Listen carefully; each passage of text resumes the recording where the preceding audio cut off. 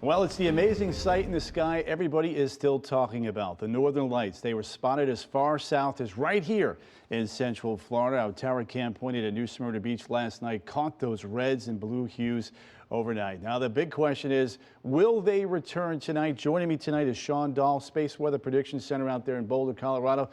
Give us the answer to that million-dollar question, sir. Yeah, it's a mystery, right? But yeah, we're on it here. We're forecasting these events. We did extend the type of activity that happened last night, what we call a G4 or severe geomagnetic storm watch, into tomorrow, so into the 13th. We have seen that third and final CME arrive a short bit ago, and we know the potential's there for that possibility, but we'll have to wait and see what unfolds this evening to see if things become favorable and the Aurora kicks in like it did last night. So when would be the best time to view this? You know, historically speaking, you see 10 to 2 o'clock in the morning, but this is a pretty strong storm. Does it arrive earlier?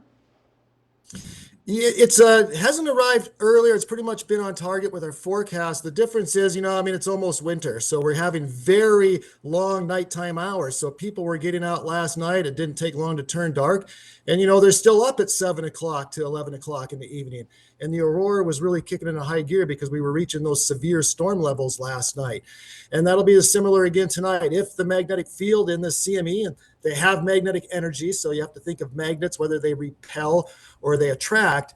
And that's what we're kind of waiting to see. Is it going to connect here with Earth, or is it going to repel? We're still not sure. It's great points right there. Hey, real quick, so let's talk about how we're able to see them. What causes the northern lights?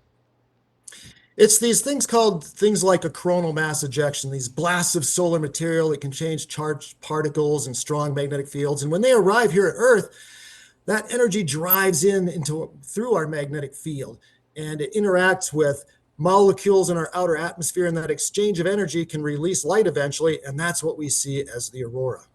Now, we've had unbelievable displays, whether you're out there in Boulder, you're up in Edmonton, Alberta, Canada, or even right here on the beach in central Florida. But it's not all pretty. I mean, you have to worry about the dangers that are out there. I remember the Quebec scenario where the power grids out there took a major hit with a powerful storm.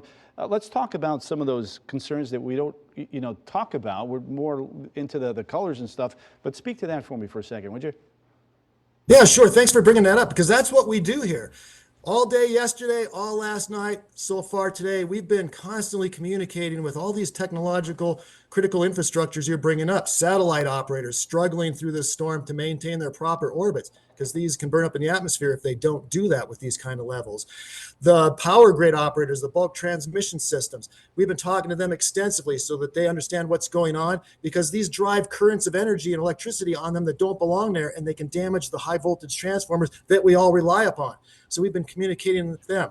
FEMA, the response branches of the government, state watch centers, aviation, all these types of folks are who we're busy talking to when it comes to space weather, because that's the effects that we worry about, and that's the effects that we want them to be able to successfully manage. And so far, things have been working out great, with the exception of a space launch that was supposed to happen today. That got scrubbed because of the information we provide on this space weather event. Well, because of you, it's safety comes first, and we do appreciate your hard work. Sean, I hope you get to enjoy the show tonight. I hope we get to enjoy the show, but I hope there's no concerns upstairs out there in space with all the GPS satellites out there, my friend. Thank you. Good to talk to you.